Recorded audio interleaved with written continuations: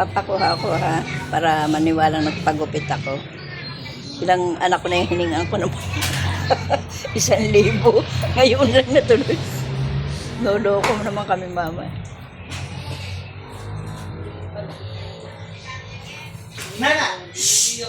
Pedicure, manicure.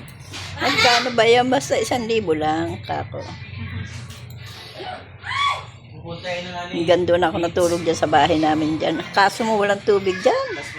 Kamarino? Ay, naku po. Ano, ang dami pag napunta ka dyan, dahil mga drum sa labas. Hindi mo naman maipaghugas yung sa puwet mo yung tubig. Parang may kalaw. Yan din po sa amin sa Kapuhay City.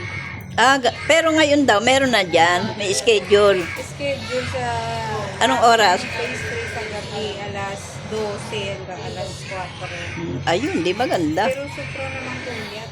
Puyat talaga. Eh, ang anak ko nga nagpupuyat dyan ng hanggang alas 4. Minsan wala pa rin nadating na rasyon. Kawawa. Hindi ako may paglalaba ka pa. Alas na mag... Buti ko wala ka trabaho, matulog ka maghapon. Oo.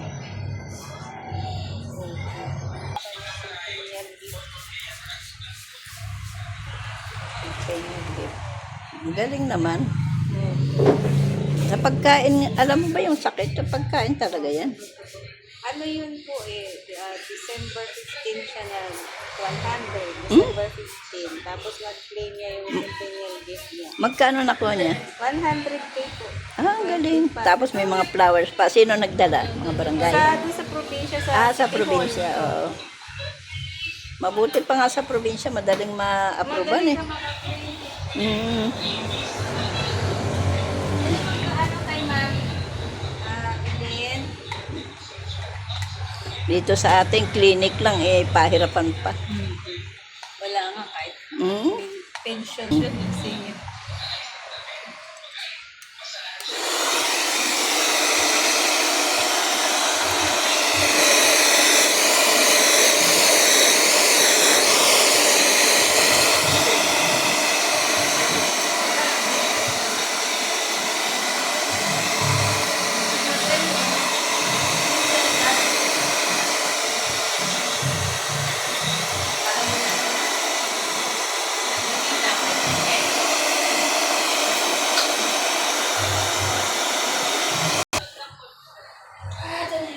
Itohin natin 3 minutes. Oh, wow, ganda na. Bilili ka mag-pedicure kay madam? Oo.